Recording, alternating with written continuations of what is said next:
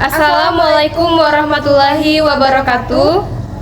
Perkenalkan, kami dari kelompok 11 yang beranggotakan saya sendiri, Miss Raida Malaputri dengan ujung NIM 060.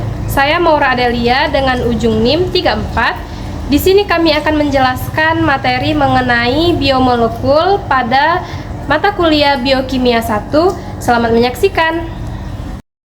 Tujuan pembelajaran pada LKM ini, mahasiswa mampu menerapkan pemikiran logis, kritis, sistematis, inovatif dalam konteks peranan biomolekul dalam makhluk hidup. Apa itu pangan? Pangan adalah segala sesuatu yang berasal dari sumber hayati produk pertanian, perkebunan, kehutanan, perikanan, peternakan, perairan, dan air, baik yang diolah maupun tidak diolah, yang diperuntukkan sebagai makanan atau minuman bagi konsumsi manusia, termasuk bahan tambahan pangan, bahan baku pangan, dan bahan lainnya yang digunakan dalam proses penyiapan, pengolahan, dan atau pembuatan makanan atau minuman menurut Presiden Republik Indonesia tahun 2012. Biomolekul adalah senyawa organik esensial yang membentuk struktur dan menjalankan fungsi makhluk hidup. Karbohidrat, protein, lemak, vitamin, dan mineral adalah jenis biomolekul utama. Bahan pangan seperti beras, gandum, telur, minyak, sayur, dan gula pasir merupakan sumber biomolekul penting. Karbohidrat menyediakan energi, protein membangun dan memperbaiki jaringan, lemak menyimpan energi dan mendukung penyerapan vitamin, sedangkan vitamin dan mineral berperan dalam berbagai proses metabolisme dan fungsi tubuh.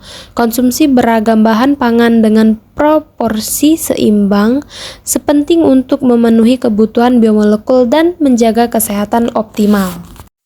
Adapun prosedur proyek yaitu mencari sumber materi tentang logika organisme makhluk hidup, mencari objek yang akan diamati untuk dijadikan sampel, kemudian objek atau sampel diamati dan direkam, melakukan pengeditan hasil rekaman tentang pengamatan objek atau sampel serta membahas materi yang terkait dengan sampel.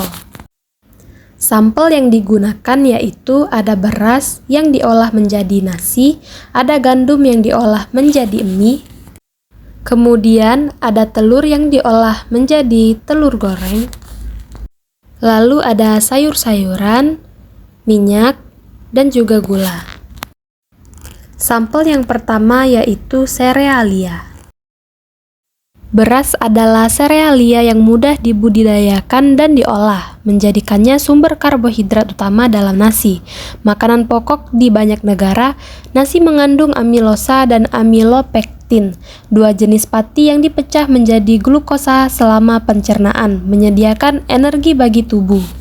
Gandum diolah menjadi berbagai produk termasuk mie yang sangat populer di seluruh dunia.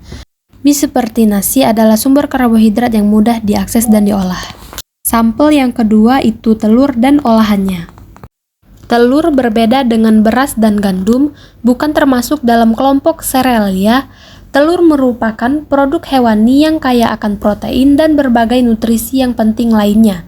Meskipun bukan sumber karbohidrat utama, telur tetap memiliki peran penting dalam pemenuhan kebutuhan gizi manusia. Putih telur sebagian besar terdiri dari air dan protein, sedangkan kuning telur mengandung lemak, kolesterol, vitamin, dan mineral. Sampel yang ketiga yaitu sayuran dan olahannya.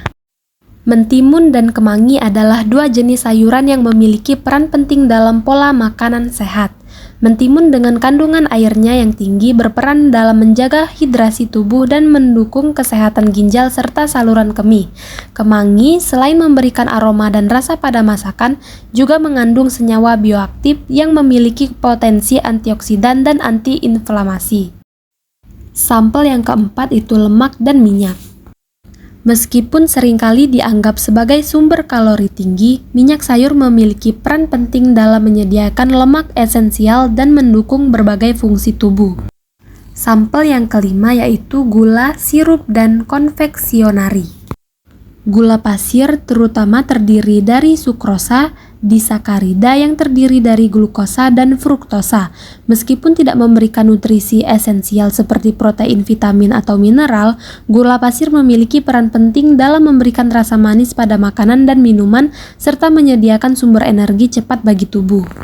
Kesimpulan, pangan mencakup beragam produk hayati yang diolah atau tidak diolah untuk konsumsi manusia. Serealia seperti beras dan gandum diolah menjadi nasi dan mie merupakan sumber karbohidrat penting yang menyediakan energi. Telur kaya protein, lemak, vitamin, dan mineral mendukung berbagai fungsi tubuh. Sayuran seperti mentimun dan kemangi memberikan hidrasi, serat, vitamin, dan mineral serta senyawa bioaktif bermanfaat. Minyak sayur menyediakan lemak esensial dan mendukung penyerapan vitamin.